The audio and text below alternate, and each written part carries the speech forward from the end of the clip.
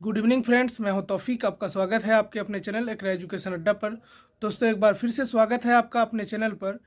आज जैसा आपको हर शाम में मैं एनआईएस डीएलएड से संबंधित जो भी दिन भर की गतिविधि होती है, जो दिन भर की खबरें होती है, उन खबरों को लेकर मैं आप सबके सामने हाजिर होता हूं। दोस्तों, एक बार फिर से मैं आज जो दिन भर में जो भी अपडेट हुआ, उन सभी अपडेट को लेकर मैं आप सबके सामने हाजिर हूँ। तो अब मैं बात करना चाहूँगा सबसे पहले कि क्या कुछ आज निकल कर आया। दोस्तों, इस तरह की अपडेट अगर आप लगातार पाना चाहते हैं एनआईएस से संबंधित और सही और सटीक खबरें, मेरे चैनल को जरूर सब्सक्राइब कर लें, क्योंकि मैं इस तरह के अपडेट आपके लिए लगातार लेकर आता रहता हूं। तो सबसे पहले अपडेट की बात करें तो दोस्तों, आज जो हमारे बहुत सारे साथी जो संजय जायसवाल सर हैं बीजेपी के, आपने देखा होगा कि पूर्व अध्यक्ष भी रहे हैं बिहार के, और साथ ही साथ वो कई बहुत ही गणमान्य नेता हैं और बिहार में उनकी बहुत अच्छी छवि है और बहुत अच्छे उनकी पहचान है। तो उनसे शिक्षक साथी हमारे एनआईएस डीएलएड साथी मिले हैं और उनको अपना दुख और दर्द सुनाया है, और उन्होंने बहुत अच्छे तरीके से समझा भी है। मैं आपको इस वीडियो में उनका एक वीडियो दिखाने वाला हूं कि किस तरह वो एनआईएस डीएलएड साथी हमारे अपनी बात कह रहे हैं और इतनी शालीनता से वो उसको सुन रहे हैं। तो उसके लिए हम संजय सर का धन्यवाद करते हैं कि उन्होंने हमारी बात को इतनी शालीनता से सुना। और मुझे उम्मीद है और हम सभी एनआईएस डीएलएड शिक्षक साथियों को उम्मीद है कि संजय सर द्वारा कही गई बात हमारे शिक्षा मंत्री के तक जरूर पहुंचेगी, और एनआईएस डीएलएड शिक्षक साथियों के साथ जो नाइंसाफ़ी हो रही है, जैसा आपने देखा बीपीएससी टीआरई 2 में उनको इंसाफ नहीं मिल सका, क्योंकि उनको आप जैसा देखे थे कि बीपीएससी के चेयरमैन चेयरमैन जो है हमारे सर, उन्होंने एनएसडीएल एग्ज़ाम के लेने से पहले उन्होंने कहा कि कोर्ट का हवाला देते हुए उन्होंने कहा, जैसा आप अपनी स्क्रीन पर देख रहे होंगे एक लेटर, उन्होंने कहा था कि ये डिग्री मान्य है जो 10/8/2017 से पहले जिसने भी एनआईएस से डीएलएड किया है वो सभी लोग मान्य हैं। उसके बाद आप देखें कि सबने एग्ज़ाम दिया, उसके बाद अचानक से उसने फिर से वही बात कही कि हम डिग्री क्या कहते हैं सुप्रीम कोर्ट के क्या कहते हैं ऑर्डर को मानेंगे। भाई, वही उस वक्त भी तो सुप्रीम कोर्ट का ऑर्डर आया हुआ था, उस वक्त आपने उसको क्यों माना? आपने उसको वैलिड क्यों कहा? बाद में आप ऐसे अनवैलिड कैसे कह सकते हैं?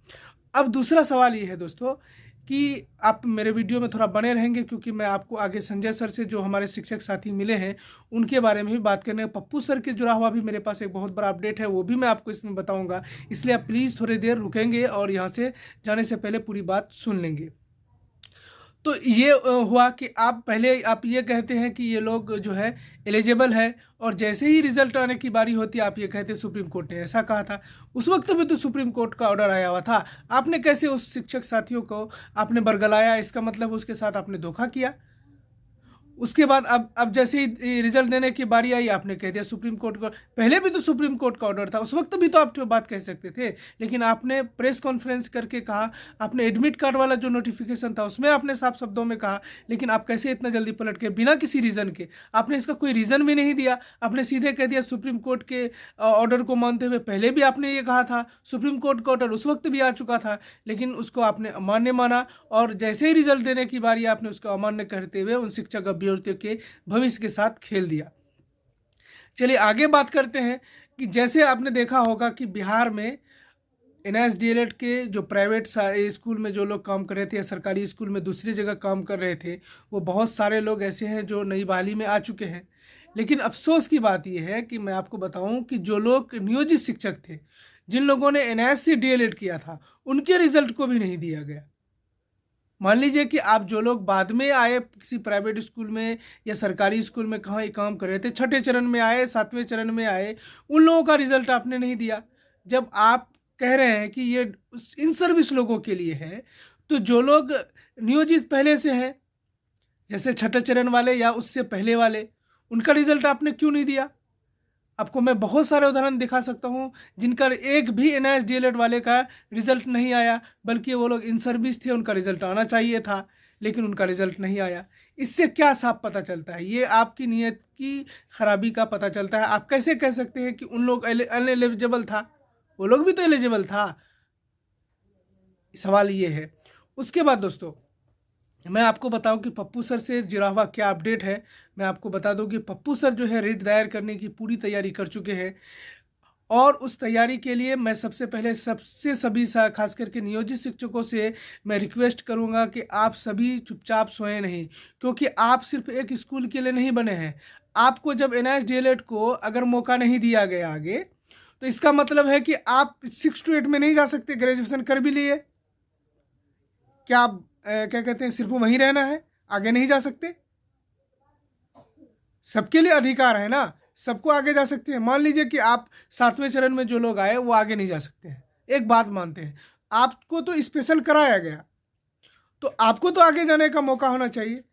लेकिन उन सब की सिर्फ NSDLED का रिजल्ट, NSDLED की डिग्री देखी गई और उनको हटा दिया गया, उनको भी आगे जाने का मौका नहीं है। तो ये नाइंसाफ़ी है, सरासर नाइंसाफ़ी है। लेकिन हमारे सभी साथी लगातार प्रयास कर रहे हैं कि बीजेपी के जितने नेता हैं उनसे मिला जाए और अपनी तकलीफ़, अपनी पीड़ा को बताया जाए। और हमारे भारत के शिक्षा मंत्री श्री प्रधान क्या कहते हैं धर्मेंद्र प्रधान सर, हम इनको संज्ञान ले और NCT को ये लेटर लिखे कि आप इनको आहर्ता में शामिल कीजिए। किस तरह ये सभी साथी शिक्षक हमारे जो हैं वो एलिजिबल हो जाए, क्योंकि NCT के गाइडलाइन के मुताबिक NSDLED कराया गया है। अभ्यर्थियों को कोई जल्दीबाजी नहीं थी, उनको कोई ज़रूरत नहीं था कि वो 18 महीने में ही करें। अक्सर लोगों को नहीं मालूम कि हम लोग कितने डिग्री करने जा रहे हैं। और आपको बता दूं कि क्या कहते हैं NCT को ये अधिकार है कि वो कितने दिन में किसी डिग्री को कराए। अब मान लीजिए कि B.Ed की डिग्री पहले 1 साल की होती थी, क्या वो डिग्री अमान्य हो जाएगा? 1 साल में ही B.Ed हो जाता था, अब 2 साल का B.Ed होता है। आगे आने जो अभी नया शिक्षा नीति लागू है उसमें 4 साल का B.Ed होगा। तो इसका मतलब कि अगर 4 साल का B.Ed हो तो 1 साल वाला B.Ed खत्म हो जाएगा, 2 साल वाला B.Ed खत्म हो जाएगा, उसकी वैल्यू खत्म हो जाएगी। ऐसा तो कुछ होने वाला है नहीं, ना ही ऐसा कुछ होता है, क्योंकि NCT को ये अधिकार है कि वो जो भी नियम जब चाहे संशोधित कर सके, संशोधन उसके पास अधिकार है। ऐसा सुप्रीम कोर्ट ने भी कहा कि वो एक बॉडी है जो कि वो चाहे तो अपने संशोधन को कभी भी नियमों को बदलाव कर सकती है। तो उसी नियम के तहत NSDLED को कराया गया। उनके पास जितना समय था, उनको सरकार की गाइडलाइन के मुताबिक उन्होंने कहा, सरकार ने इसका प्रचार भी खूब किया, आपने देखा होगा। इसलिए मैं आपको कहता हूँ कि जब जो सरकारी शिक्षक थे हमारे पहले से, जिनको कहा गया कि इन सर्विस लोगों के लिए कराया गया, उनका तो NSDLED को मान्य होना चाहिए था। उनको तो 7वें चरण में जो है PPSC उसको रिजल्ट देना था, उसके भी रिजल्ट को रोका गया। तो कहीं ना लोकसभा खत्म